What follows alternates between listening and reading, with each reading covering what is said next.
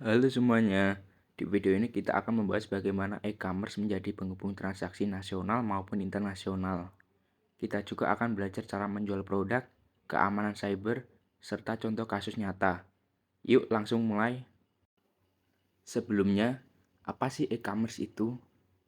E-commerce adalah kegiatan jual beli barang atau jasa yang dilakukan melalui internet.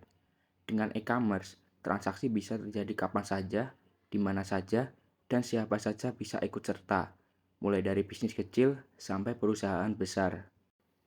Selanjutnya, peran e-commerce sebagai penghubung transaksi nasional dan internasional. Platform seperti Shopee, Tokopedia, Amazon, dan Alibaba memungkinkan produk dari suatu negara dijual ke negara lain. E-commerce menyatukan penjual dan pembeli secara global, menyediakan pembayaran digital, serta jasa pengiriman internasional yang sudah terintegrasi. Inilah yang membuat transaksi lintas negara semakin mudah dan cepat. Selanjutnya, cara menjual produk di e-commerce. Untuk mulai menjual, langkahnya cukup sederhana. Pertama, buat akun seller di platform pilihanmu. Kedua, upload foto produk yang jelas dan menarik.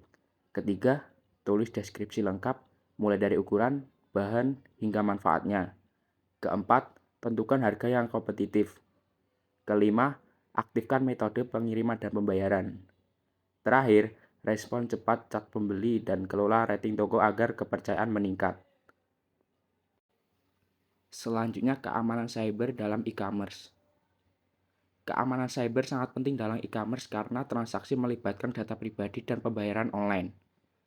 Pengguna harus berhati-hati terhadap phishing, toko palsu, link mencurigakan, dan metode pembayaran tidak resmi. Penjual juga perlu melindungi data pelanggan, menggunakan password kuat, dan memastikan toko hanya bertransaksi melalui sistem resmi platform.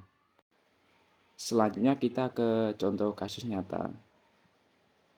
Untuk kasus keberhasilannya itu banyak UMKM Indonesia berhasil ekspor ke luar negeri hanya dengan memanfaatkan Shopee Ekspor dan TikTok Shop Global. Produk kerajinan dan fashion lokal menjadi favorit di Asia Tenggara.